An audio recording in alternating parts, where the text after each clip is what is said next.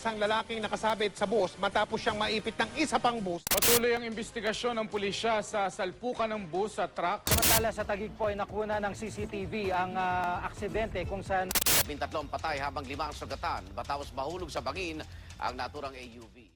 Walang pinipili ang aksidente sa daan. Bata, matanda, lalaki, babae. Maging ang isang buong pamilya, maaaring maging biktima. Ito ngayon ang inyong matutunghayan kung paanong ang isang pamilya ay nalagay sa disgrasya at kung paano ipaglalaban ng isang asawa ang ama ng kanyang mga anak sa bingit ng kamatayan.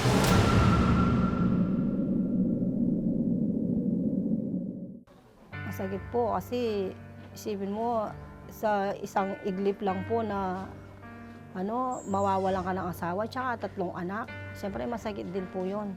Isang araw po nag-decide kami na pumunta sa amin, umuwi sa tatay ko kasi matagal na po kami hindi umuwi. Tapos nga sabi nung asawa ko, bukas sabi nga nun, punta tayong Santiago. Punta na sa tatay. Sabihin mo sa mga anak mo, sabi nga nun. Mga bata, huwag kayong maingay.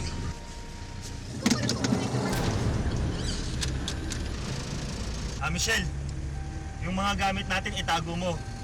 Ha? Bakit? Bakit ano mangyayari? Yung wallet, yung alahas, lahat itago mo, kunin mo. Pagtabi-tabihin mo. May nakita ka lang maitim na pusa. Ano pa? Wala namang masamang mangyayari, di ba? Tapos bago nung tulay na bumubisi na yung asawa ko, nadat na namin yung doon, yung pusang maitim na naman. Tinitignan kami.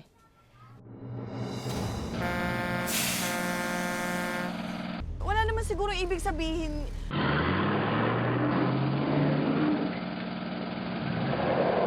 Alberto, itabi mo! Itabi mo!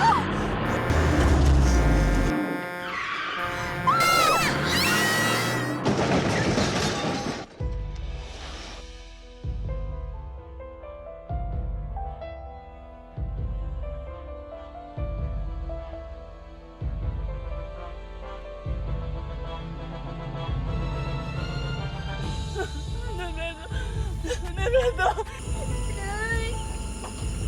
Renato!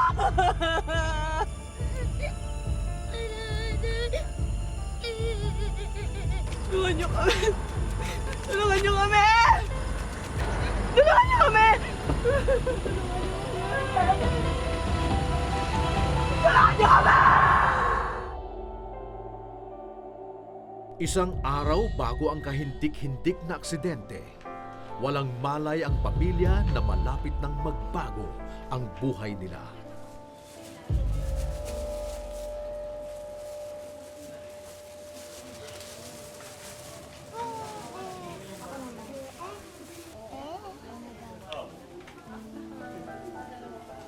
Anak ko po. Kaya mga anak mo, babata pa, sisipag na. Asahan talaga. Ako, sinabi mo pa. Saan ba nagmana? Siyempre sa'yo. Kaya sana itong dinadala ko, maging masipag din. O anak, narinig mo yan ha. Dapat paglabas mo dyan, maging kasing sipag din din ha. Yung anak mong babae, saan naman nagmana yon? At saka saan na nga ba yun? Kaya na pa yun hindi nakikita. Nagpaalam naman sa akin kanina, pupunta daw doon sa kaibigan yung kay Jonalyn. Nakapangako siya doon sa kaibigan niya, nasasama niya bukas doon sa lolo nila. Nako, tsak na matutuwa si Itay pag bumisita tayo doon bukas. O mga anak, maaga tayo bukas ha? Oo naman po, Nay! Maliligo pa po kami nila sa ilog. Masyado ka namang excited, anak. Mabait po yung asawa ko, masipag. Kahit anong trabaho, papasukin po para iyan lang kami. Yung pagsasama namin, hindi kami nag-aaway talaga, hindi kami nag-aaway talaga. Tapos yung mga anak ko, mahal na mahal namin yung mga anak ko.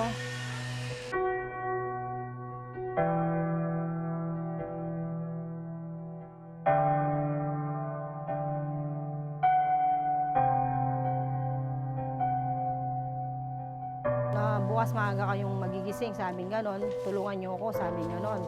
Nagbalot nga ng mga tinapay yung mga bata nun, tsaka yung mga kaibigan ni Joy.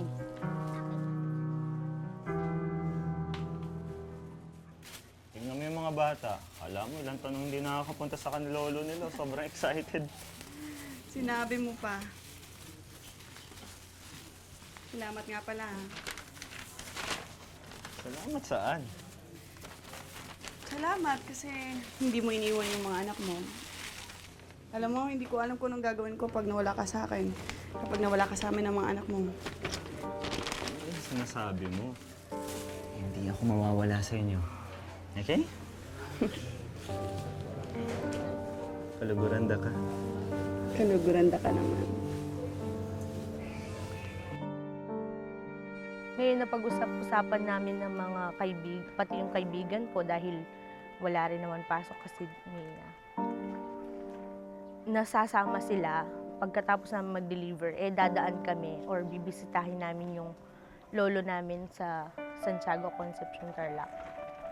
Super excited kami, ganun. Siyempre, kami excited namin makita yung lolo namin. Tapos yung mga kaibigan ko naman, excited na makita din yung sa place. Kasi palaging dito pupunta. Pumupunta sila para magligo sa tubig.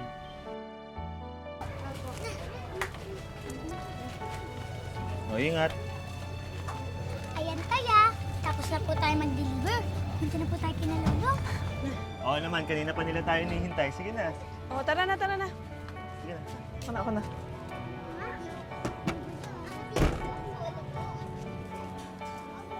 O, paano? Tara na. O, salamat pala sa inyo, ha? O, mangan muna kayo. Wala yun. O, tara na. Halika na. Sa akin. Sa'yo meron ka pa? Oh, ingatan niyo yung mga tinapay ni Itay dyan, ha? Joy, ingatan mo yung mga kapatid mo. Huwag masyadong malikot.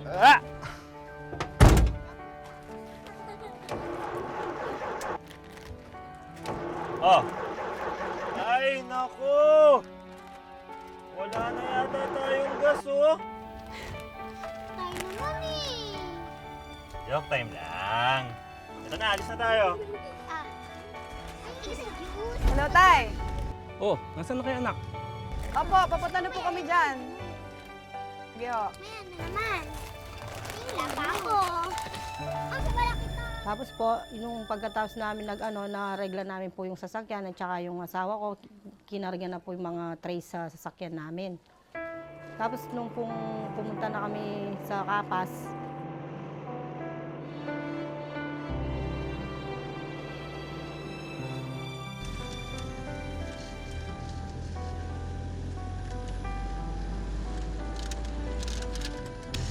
Oh, ulan pa yata, ah. Ayun na. Yan.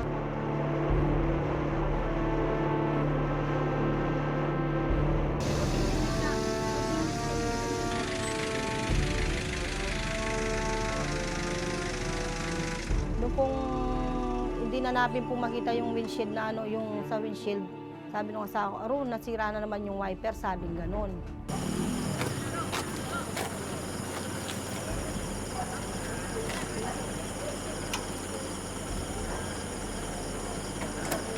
Oo, nagtatawanan kami, mayroon mga kumakanta pa habang nagbibiyahe kami.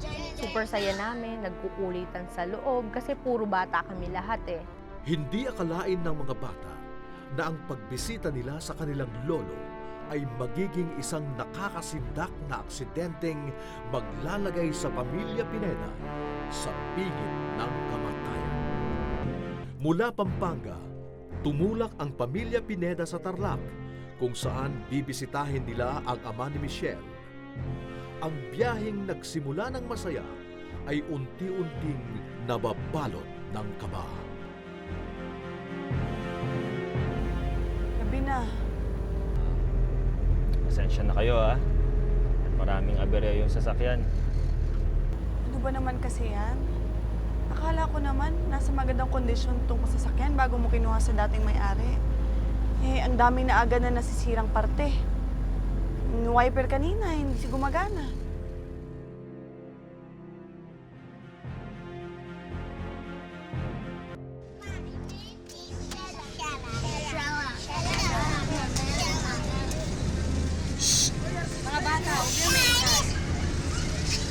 Ingay po yung mga bata, puro nagtatawanan po, nagbibiruan. Huwag kayong ganong maging masaya, sabi kong ganon. Baka maaksidente tayo, sabi kong ganon. Oh, ba't bumusina ka? May tao ba? Dumaan kasi tayo sa Badong Bridge. Mahirap na. Oo nga pala. Badong Bridge. Maraming buhay na ang nawala dito dahil sa malalagim na aksidente.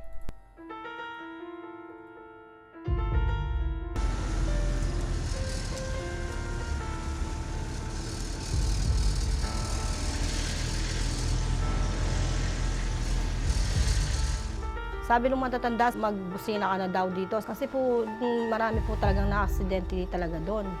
Kaya binasagan na Badong Bridge po yun. Inasa ko yung utak ko.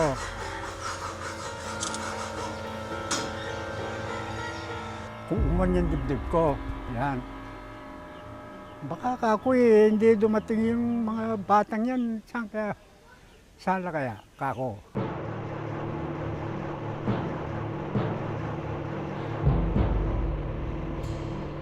Ano ba nangyayari sa'yo?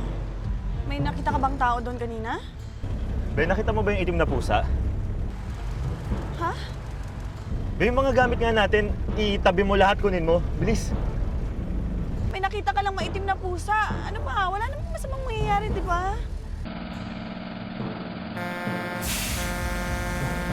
Basta kunin mo lahat, yung wallet, yung alahas, lahat, ipagtabi-tabi mo, tapos itago mo, itabi mo sa'yo. Masama yung kutob ko eh.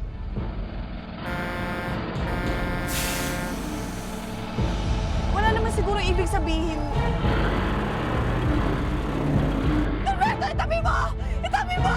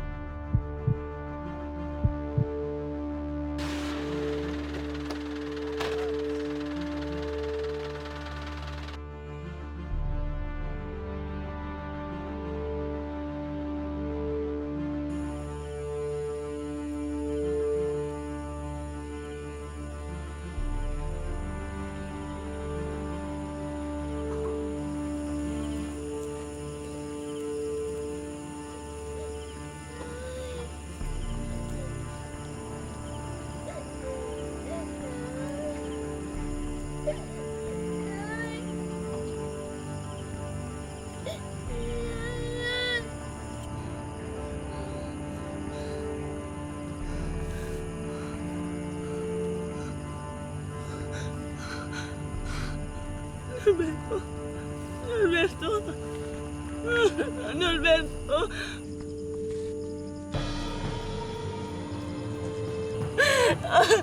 Norberto! Norberto!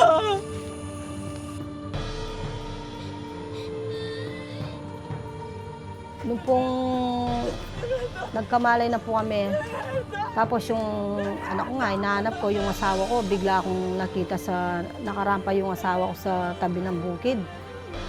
Ewan ko kung anong naramdaman ko, kung iiyak ako. Talagang umiyak talaga ako todo noon, tsaka sigaw na sigaw. Siga! Siga ba? Bakit? Iwag pa na. Iwag pa na. Nasaan kayo, anak? Norberto! Norberto, alam mo, hindi ko mabata. Norberto! Norberto! Norberto! Ang mauiwan. Kaya namin hindi mo maiwan. Diyan ka lang. Hingi ako tulong. Halos isang oras po kaming nag-abang ng tumulong sa amin, pero hindi po kami maparadaan ng mga sasakyan. Tulungan niyo kami! Tulungan niyo kami! Tulungan niyo kami! Tulungan niyo kami! Tulungan niyo kami!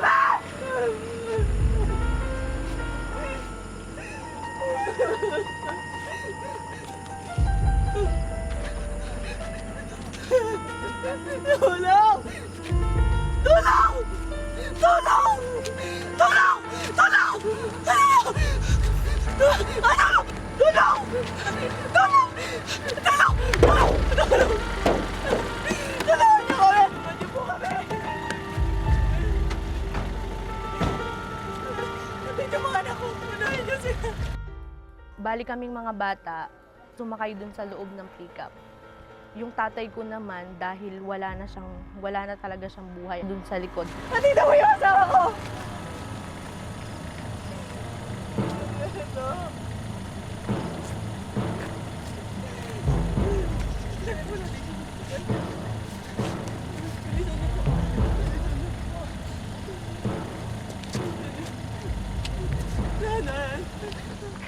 Yun nga yung pickup, dumating siguro mag-iisang oras na or isang oras na bago kami natulungan.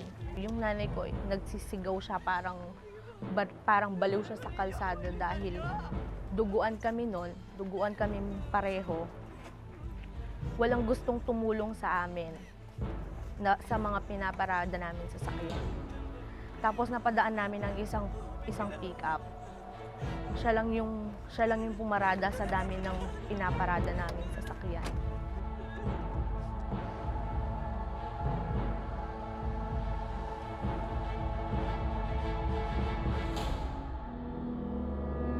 Norberto, itabi mo! Itabi mo! Sumalpok sa dalawang truck ang van ng pamilya Pineda. Tulong! Tulong! Tulong! Tulong! Tulong! Tulong! Tulong! Tulong! Tulong! Tulong! Tulong! Tulong! Tulungan niyo kami! Tulungan niyo po kami! Nandito yung mga anak ko. Unahin niyo sila. Nandito mo yung asawa ko.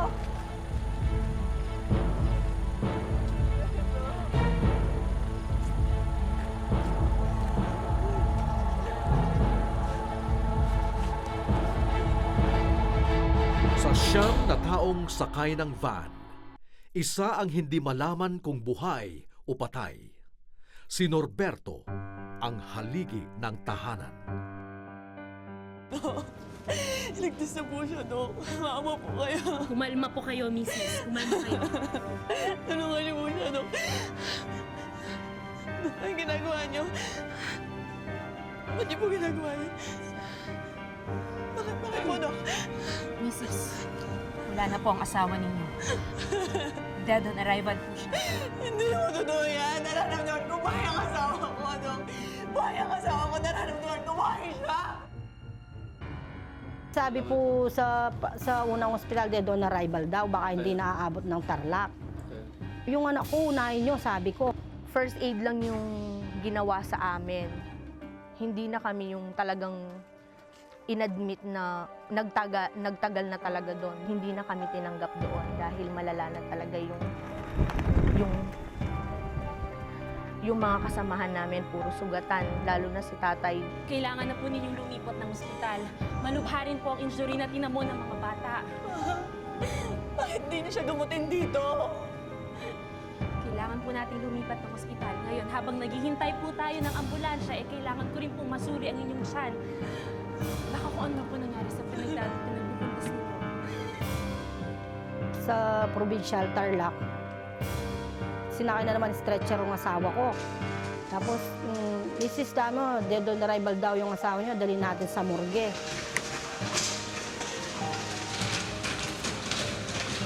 Sandali. Sandali. Sino dadali na asawa ko? Ma'am, dito po sa morgue. Ha? Bakit siya dadalhin doon? Hindi siya patay. Napagutusan lang naman po kami eh. Diniklara na po ni Doc na clinically dead po ang asawa niyo. Eh, hindi nga patay ang asawa ko eh. Tingnan mo nga, mainit pa siya oh. Kaya hindi mo siya pwedeng dalhin doon. Wala na pong bad sign na nakita po sa kanya. Isang tulak mo pa, ikaw papatayin ko.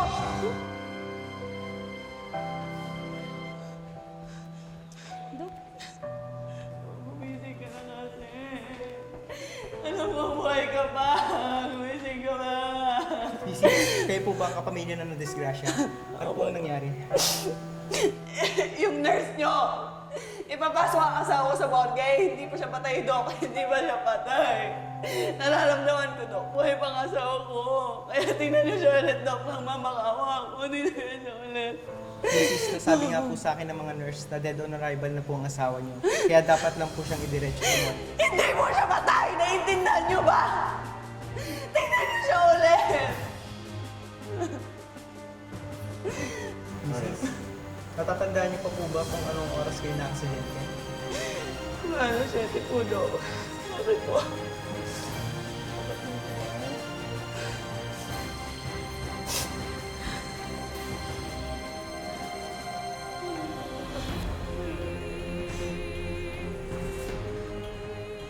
Mrs., buhay po ang asawa niyo. Buhay po siya. Sa tinamong malubhang sugat ni Mang Norberto sa ulo at buong katawan, hindi nga malayong maideklara siyang dead on arrival. Kaya isang milagrong maituturing ang kanyang pagkabuhay. Pero hanggang saan magiging mabait ang langit sa kanya? Kamusta po, Mrs.? Check lang po natin si Sir, ha? Dok, bakit ganun? Buhay ang asawa ko pero para siyang latang gulay. Dahil nasa coma nga po ang mister niyo, Mrs.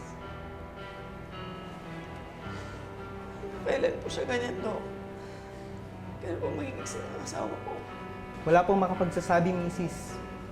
Kung minsan, ilang araw, ilang linggo, ilang buwan, ilang taon, wala pong makapagsasabi kung kailan po siya magigising.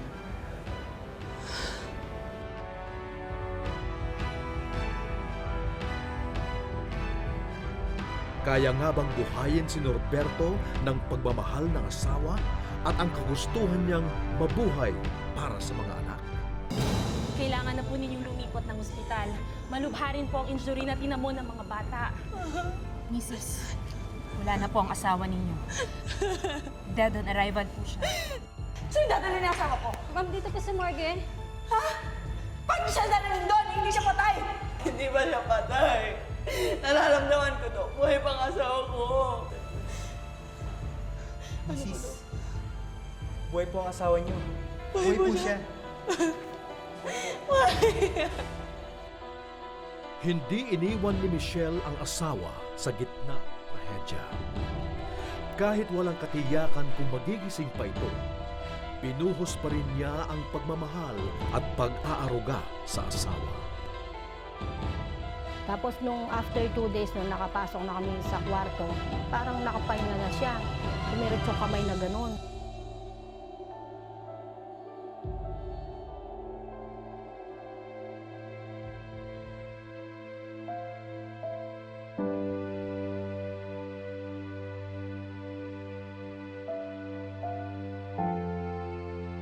Kasi hindi ko naman alam na nasa ospital kami. Katabi po ko pa ang misis ko kasi nasanay ako sa sabi niya, gising na. Sabi sa akin, yun ang dinig ko. Sabay sa pagiga ko,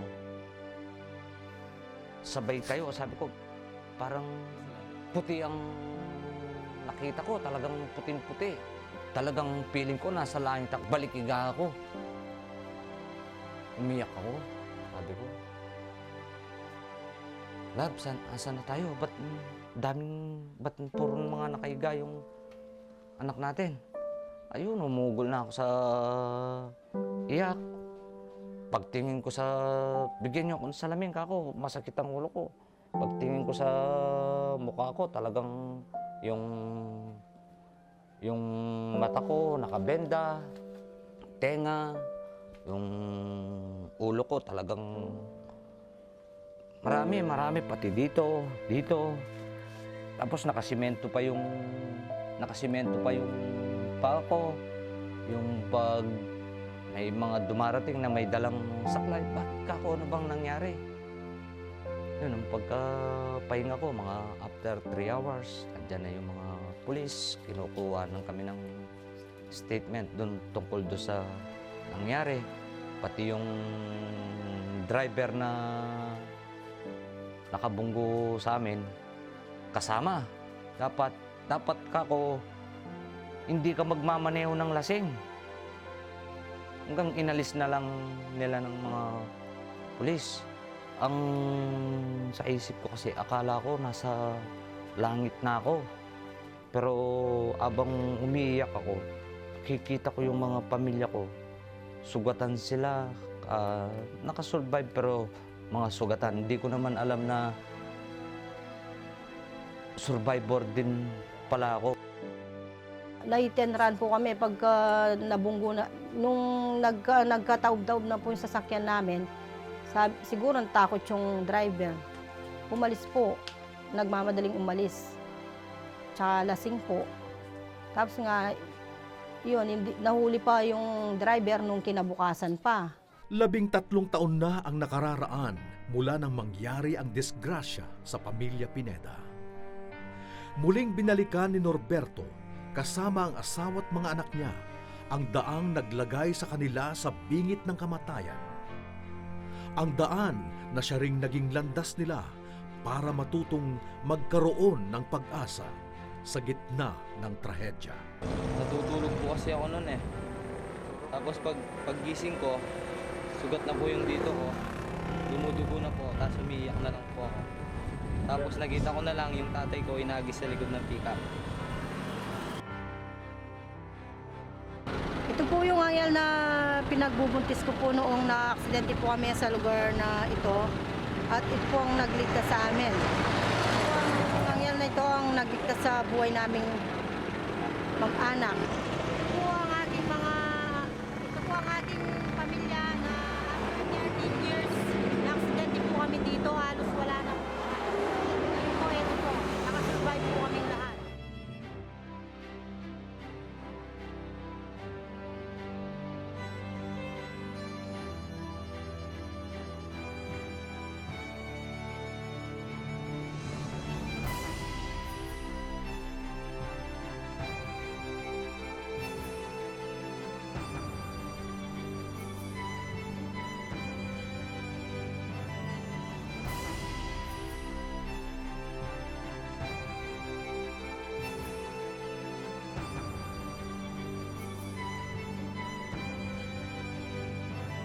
Nung na-aksidente tayo,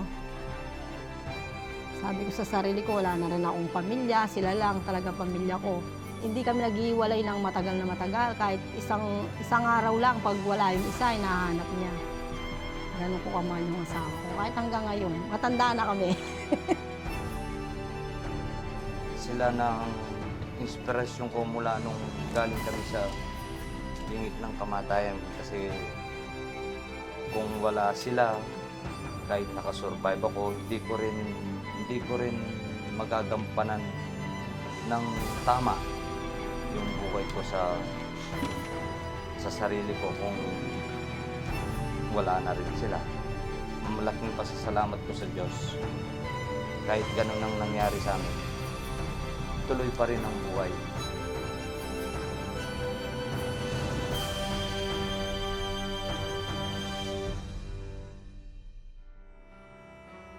It's more of comatose and then biglang nagkaroon na ng na-revive, so to speak.